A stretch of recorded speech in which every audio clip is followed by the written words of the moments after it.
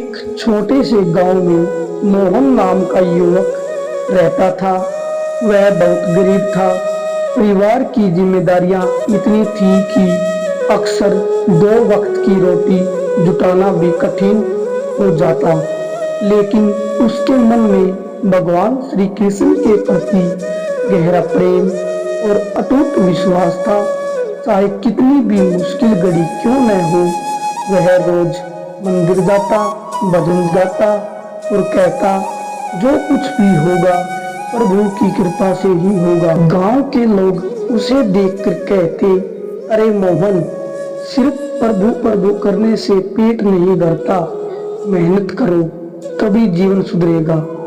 मोहन मुस्कुरा देता और कहता, मेहनत भी मैं करता हूँ, पर फल तो प्रभु की कृपा से ही मिलता है।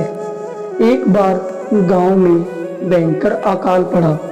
खेत सूख गए, पानी खत्म हो गया और लोग भूख से मरने लगे। मोहन के पास भी कुछ नहीं बचा।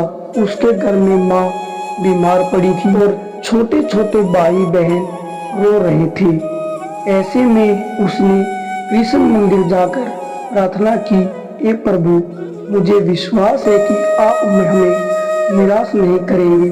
आपकी कृपा से बिना तो पत्ता भी नहीं हिलता।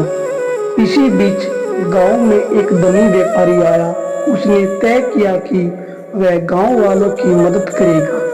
वह सबको अनाज बांट रहा था, लेकिन जब मोहन की बारी आई तो उसके पास सिर्फ एक मुट्ठी चावल बचे थे।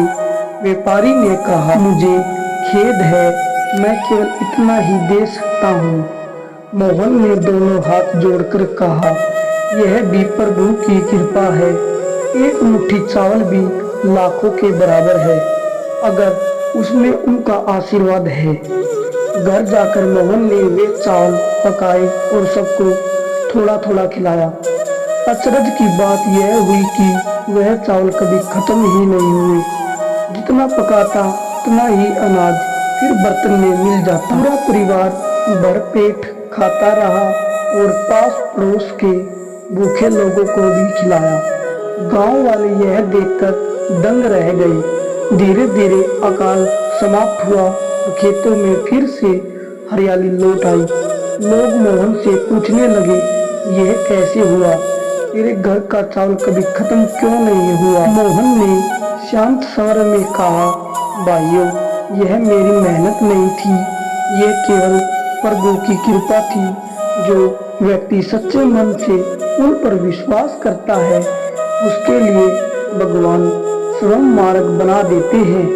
उस दिन से गांव के लोग मोहन को कृपा का दूत कहने लगे।